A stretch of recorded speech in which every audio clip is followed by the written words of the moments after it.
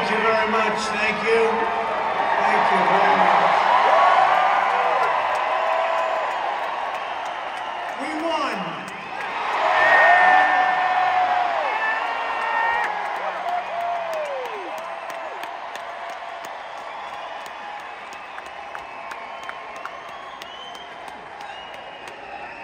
Thank you very much, everybody. What a good feeling. We like winning, don't we? We're going to make our country greater than ever before. Hello, Washington, and hello, America. We're all over America. I'm thrilled to be back with so many friends, supporters, and true American patriots on the eve of taking back our country. That's what we're going to do, take back our country. Tomorrow at noon, the curtain closes on 4 long years of American decline, and we begin a brand new day of American strength and prosperity, dignity and pride. Bringing it all back. Once and for all, we're going to end the reign of a failed and corrupt political establishment in Washington, a failed administration. We're not going to take it anymore. We're going to stop the invasion of our borders. We're going to reclaim our wealth. We're going to unlock the liquid gold that's right under our feet, liquid gold. We're going to bring back law and order to our cities. We're going to restore patriotism to our schools, get radical left, woke ideologies the hell out of our military and out of our government. And we are going to make America great again.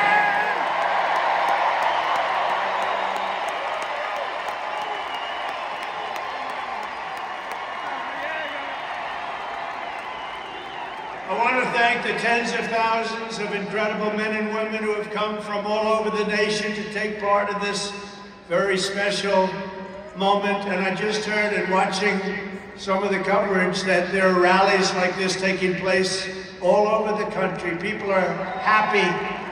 People are happy in a long time. None of this would have been possible without you and the millions of hardworking citizens who have joined our cause. You know, right over there, just noticed a group of beautiful ladies, beautiful women from North Carolina, right here too. I don't know how the hell they've been to 167 rallies, you believe? You think their husbands are happy about that? I don't know. But they look beautiful, they're incredible people, and they love our country. Thank you very much. And up here I see we have front row Joes all over the place. Uncle Sam, Mr. Wall. Ah, boy, oh boy. But we've been through so much together, and for the next 4 years, I will fight for you every single day. We're going to be fighting for you. This is the greatest political movement in American history. And 75 days ago, we achieved the most epic political victory our country has ever seen. That's what they say. We won the popular vote for the first time of any Republican in many, many years.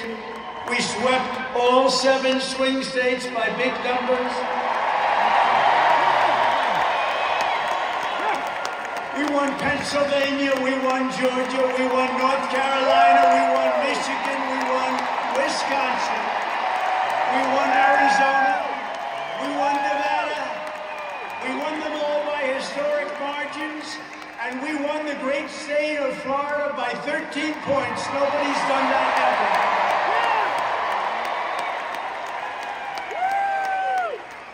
And a record that will never be broken. All 50 states shifted toward the Republican Party, the first time that that's ever happened. All 50 states. We won the largest number of African-American voters in Republican Party history. We won more Hispanic American votes than any Republican has ever gotten before by a lot. And we won Latino men and women, and on top of that, youth, men, women, urban, suburban, rural, and people from everywhere in between are joining us in record numbers. We've never had anything like this.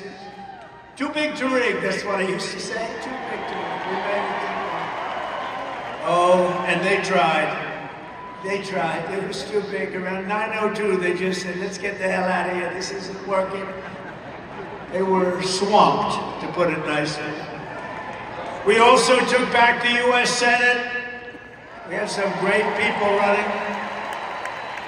And the House Republicans won their largest popular vote majority in presidential year since 1928. We had a lot of people voting.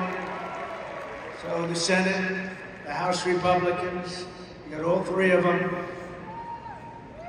A little bit close on those two. Senate's in great shape. House Republicans, actually, they both have great leaders. They both have great people heading. John Thune is fantastic. If you look at Mike Johnson, he's got a pretty tight majority, but actually it's very tight, but it's very good because we vote unified. We're really voting unified, and so it doesn't make much difference. In the election of 2024, which will be the most consequential election in American history, we not only want a mandate, but we built a new American majority that will lead our country to unparalleled success for generations to come. That's what we want to do. And someday, in 30 years from now, 40 years from now, 50 years from now, some of these young people are going to say, I remember Donald Trump, he did a good job. He set us on his way, he told us, he gave us a path. Our new administration will inherit disasters at home and abroad, an economy plagued by inflation and high interest rates, a catastrophic border crisis. Nobody can believe they let people in. They have an open border policy. Do you think that makes sense? Open borders. Anybody wants to. Jails, prisons, mental institutions, gangs being emptied right through that ugly open border, a government that cannot care for its citizens in a time of emergency. Look at what's happening in Los Angeles. Look at what's happening in North Carolina. They've treated them so badly. And a planet on the brink of World War III. It's not going to happen. That's not going to happen. But starting tomorrow, I will act with historic speed and strength and fix every single crisis facing our country. We have to do it. We're not going to have a country. Before even taking office, you are already seeing results that nobody expected to see. Everyone is calling it the, I don't want to say this, it's too braggadocious, but we'll say it anyway, the Trump effect. It's you're the effect. Since the election, the stock market has surged and small business optimism has soared a record 41 points to a 39-year high. Bitcoin has shattered one record high after another. The major investment company known as DMAC Properties has announced that it will be investing between $20 and $40 billion in the United States, and SoftBank, another great company, has pledged between $100 and $200 billion.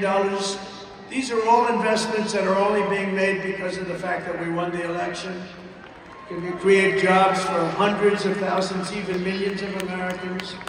Today I spoke with Tim Cook of Apple. He said they're going to make a massive investment in the United States because of our big election. Yeah.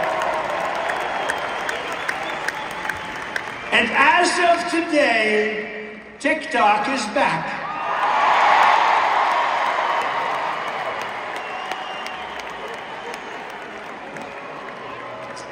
So, you know, I did a little TikTok thing. We have a guy, TikTok Jack. He's a young kid, like 21 years old. And we hired this guy, and I went on TikTok. Can you believe what I'll do to win an election? And we went on TikTok, and Republicans have never won the young vote, the youth vote. They win a lot of votes, but they never won the youth vote. We won the youth vote by 36 points. So I like TikTok. I I had a slightly good experience, wouldn't you say? Romney lost it by 40 points. Not so long ago, we won it by 36 points. That's a very big spread. But I said we need to save TikTok because we're talking about a tremendous... Who in this audience goes with TikTok? Many? Very popular. And frankly, we have no choice. We have to save a lot of jobs. We don't want to give our business to China. We don't want to give our business to other people. And I said, you know, TikTok without my approval, meaning the president's approval, because Congress gave the president the right to make a deal, do whatever he wants. And they did that a long time ago when they had a different president. They didn't know that I was going to be the president. So I said, very simply, a joint venture. So, if TikTok is worth nothing, zero, without an approval, you know, if you don't approve, they're out of business, they're worth nothing. If you do approve, they're worth like $1 trillion. They're worth some crazy number. So I said, I'll approve, but let the United States of America own 50% of TikTok. I'm approving on behalf of the United States.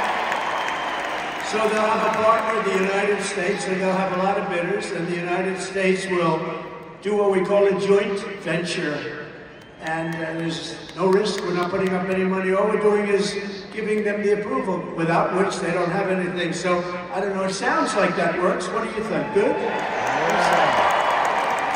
So whether you like TikTok or not, we're going to make a lot of money. Perhaps most beautiful of all, this week we achieved an epic ceasefire agreement as a first step toward lasting peace in the Middle East.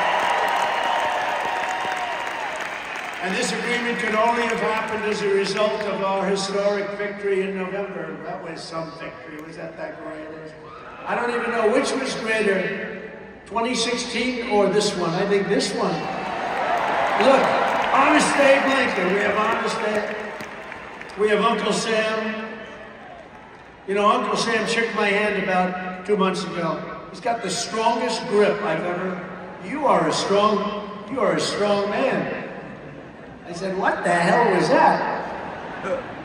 But I'm glad to report that the first hostages have just been released.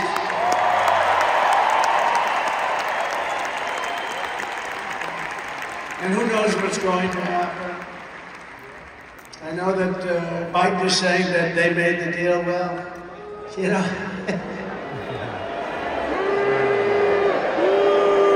I mean, that deal should have been, first of all, it would have never happened if I were president. Would have never happened. There was not even a thought.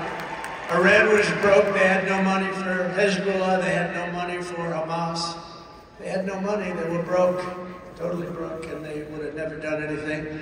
But they did it, you know. I like to think back to the past. I said, if only the election weren't rigged, all the things that would have happened, that would have been so good. But it was. We're not going to let that happen again. I want to thank my friend Steve Witkoff, who I think is here. I know he made a beautiful speech. I heard he made a great speech.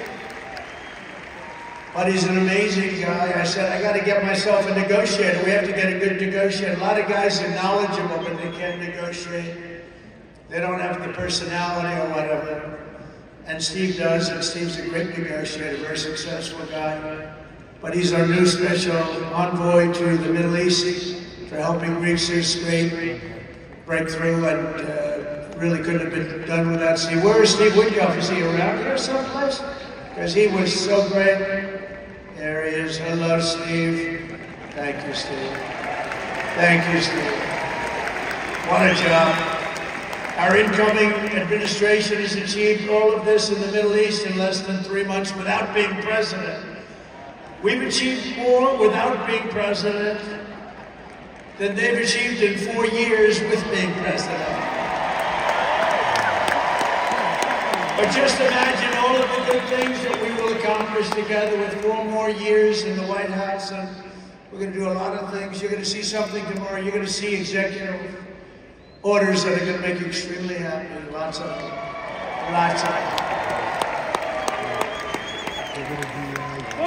We have to set our country on the proper course. By the time The sun sets tomorrow evening. The invasion of our borders will have come to a halt, and all the illegal border trespassers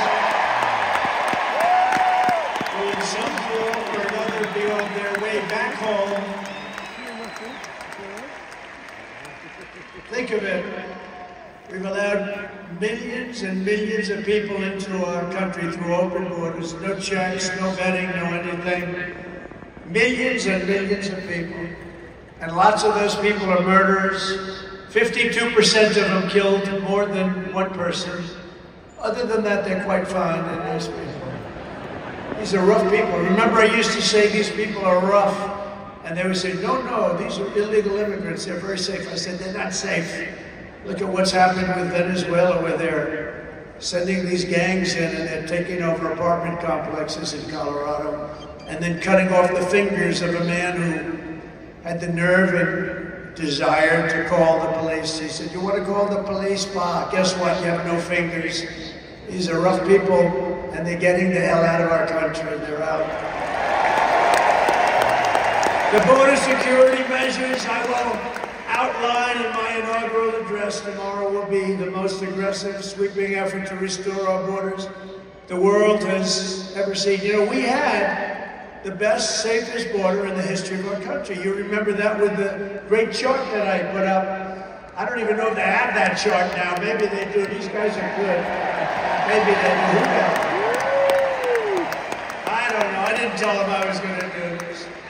I didn't tell, but we have some very good people, but I didn't say. But we had a chart, and I looked to my right, and then they said, ooh, that hurt. What the hell was that? I still have that throbbing feeling in my ear. Oh, there it is. Look at it. These people are amazing. I didn't tell them I was doing it. That's fantastic. Yeah, it's all over the place. I love that. That is the most beautiful piece of paper I've ever seen in my life. But if you look at that chart, and you look at the red arrow on the bottom, that's the single lowest we ever had in history, at least recorded history, of illegals pouring into our country. We had done a great job, and then they took over, and look what happened. It's like an Elon Musk rocket ship going up. It reminds me of Elon, his rocket ships. Look at that, look at the difference. And it just continued and continued, and we're taking in people that shouldn't be here. They come in from prisons, from jails. They shouldn't be here, mental institutions. I used to mention, and the press would always excoriate me, I'd say, the late great Hannibal Lecter came into our country today. Silence of the Lambs. Everybody see that movie? Lovely movie. And when people went to the voter booth, they said, we don't want Hannibal Lecter in our country. The press would say, why is he bringing up Hannibal Lecter? That was a fictitious character. Actually, they're not so fictitious. We have people in our country that are probably worse that we allowed in. But we will quickly reestablish control of our sovereign territory and borders. We will expel every single illegal alien, gang member, and migrant criminal operating on American soil, and remove the savage gang Tren d'Iroquois from the United States. Here's a little video for you to see about this gang. Go ahead. Open borders, deadly consequences. Border crisis, record high crossings are putting a strain on cities across America. It is a full-blown invasion. Armed Venezuelan gang members storming an apartment complex in Aurora, Colorado. When people talk about my good crime, this is what they're talking about. San Antonio, Texas, just one of the latest cities to have apartment complexes taken over by members of the Venezuelan gang. Biden and Harris have created a program to bring them in under humanitarian parole. I am in favor of saying that we're not going to treat people who are undocumented cross the border as criminals.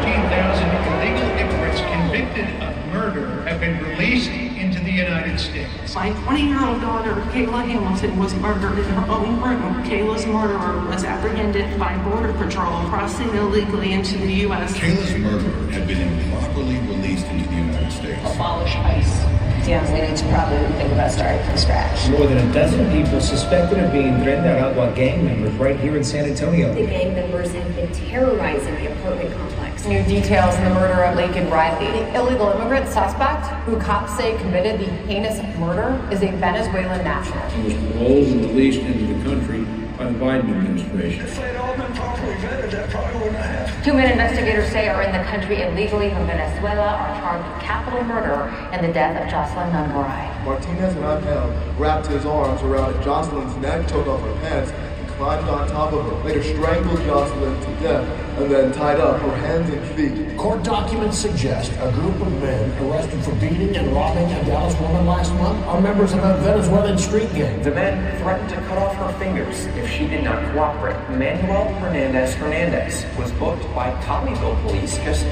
days earlier and released the day before the robbery. A Peruvian gang leader who is wanted for 23 murders, who was arrested by Border Patrol near Rolla, Texas, then released into America.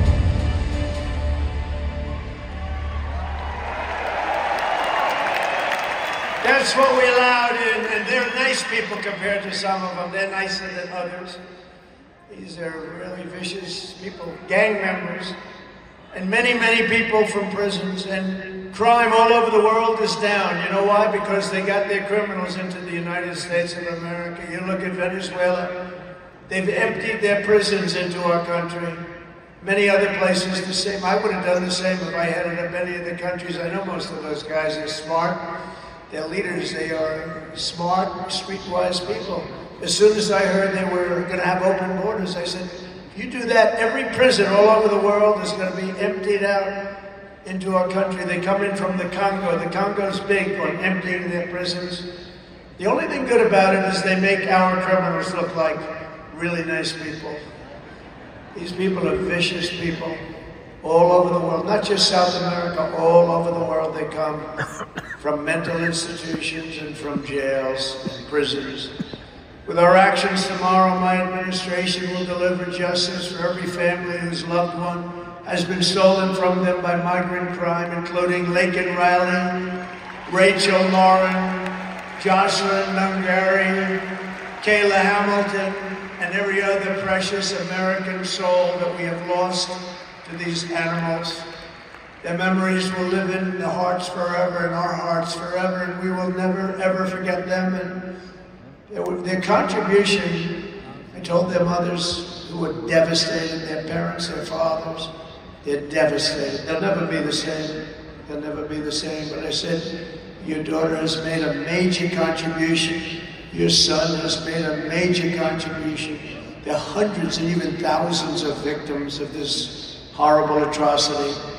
And you add those numbers to the numbers of crime that we're already going through the roof, and it's something that you wouldn't even believe. Do you remember I did the debate, and I had David Muir from ABC saying, no, crime has gone down. I said, no, it's gone through the roof. Crime has gone through the roof, David. No, crime has gone down. I said, it's gone through the roof. And then he goes, I disagree with that. The next day they announced that crime was up like 40%. This guy is, the whole thing is so bad. You can't even imagine how anybody could be for these things. You know, think of it, open borders, prisons, mental institutions, men playing in women's sports, transgender for everyone. Transgender. And very soon we'll begin the largest deportation operation in American history, larger even larger than President Dwight Eisenhower, who has the record. And we're going to end the Biden war on American energy and unleash our energy resources to quickly defeat inflation and achieve the lowest cost of energy and electricity on Earth. And we're going to be using our emergency powers to allow countries and entrepreneurs and people with a lot of money build big plants, AI plants. We need double the energy that we already have, and it's going to end up being more than that. And we're going to slash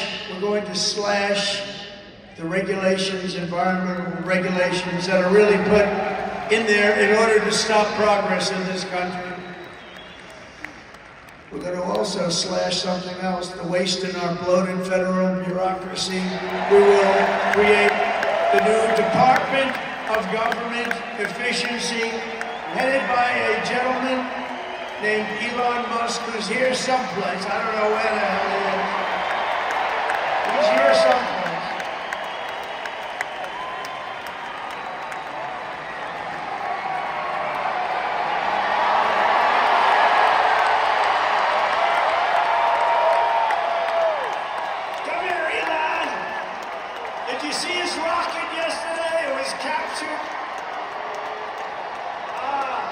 And X is with him. X.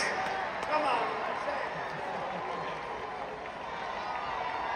Thank you, Mr. President. Sorry, little X just followed me on the stage here. He's a very enthusiastic supporter, as you can see.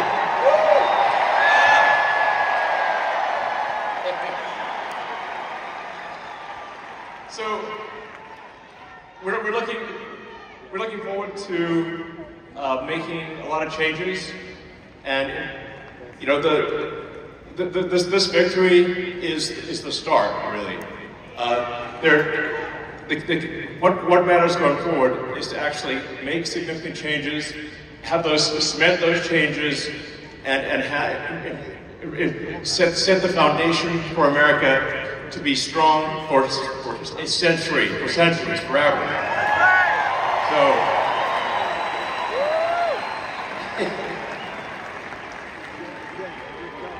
and make America great again.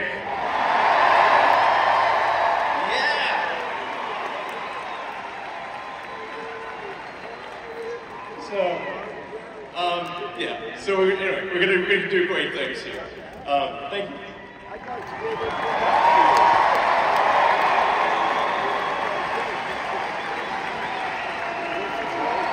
Thank you, Elon.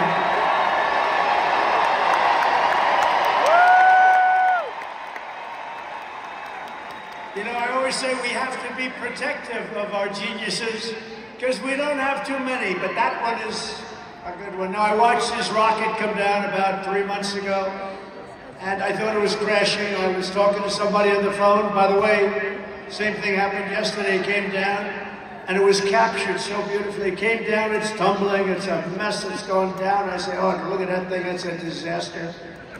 And then it gets like a couple of miles away from Earth, and all of a sudden, the engines start going on, and things start, and then I see it coming in, and landing in the gantry, and I'm watching it and say, oh, it's gonna crash, oh, but those engines came out and they blew the fire all over the place, and all of a sudden those two big arms came and hugged it like you would hug your little baby, and that sucker landed it. Nobody's been able to do that but him, and he's a great guy, and we have him and Vivek and some great people working on a thing called costs. And he's got the credibility to do it too. We're going to do things that are really amazing. But he went out to Pennsylvania after that. He landed that rocket nobody had ever seen. By the way, China can't do it. Russia can't do it, or come close. It would be 10 years before they can do it. And the US can't do it except for him. And it's pretty amazing. But he did that, and then he journeyed to Pennsylvania where he spent like a month and a half campaigning for me in Pennsylvania. And he's a popular guy, and he was very effective.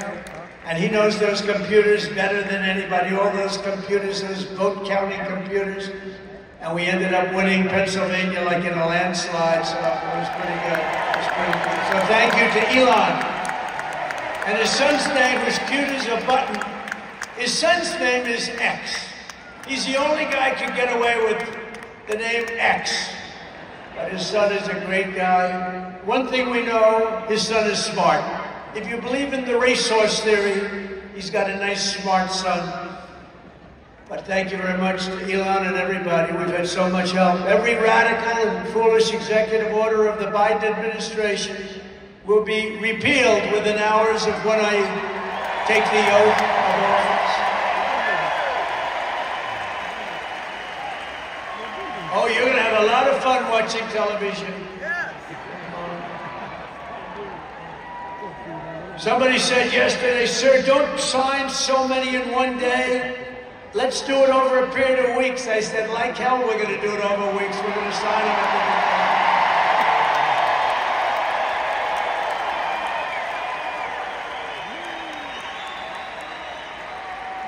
You know that old story. Let's do it later, then it never gets done. No, we're doing them tomorrow.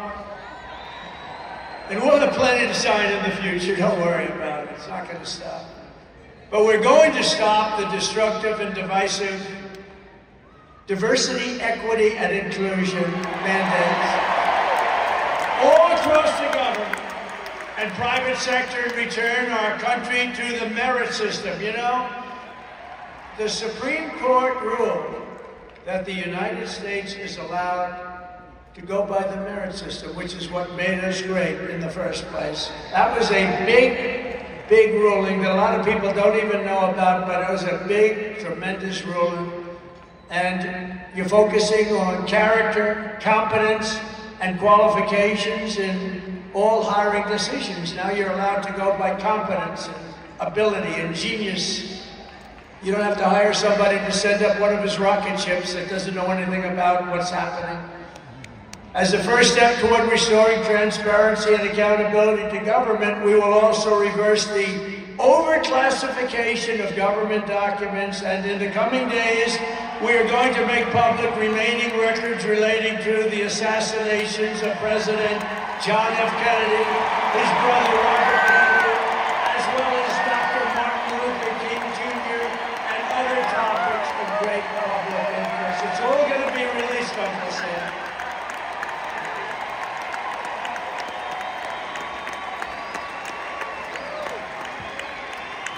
And I will direct our military to begin construction of the great Iron Dome missile defense shield, which will all be made in the USA.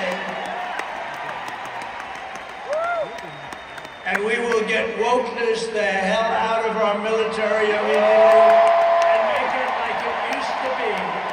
Take a look at this.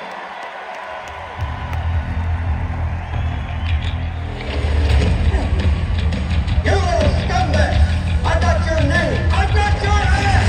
You will not laugh! You will not cry! You will learn by the numbers! Happy Pride. Happy Pride Month, and actually, let's declare it Summer of Pride. So here we go! Sir, yes, sir! I want to see your war face! Sir, you got a war face? Ah! That's a war face! Now let me see your war face! Ah! Oh, shit! You didn't convince me! Let me see your real war face!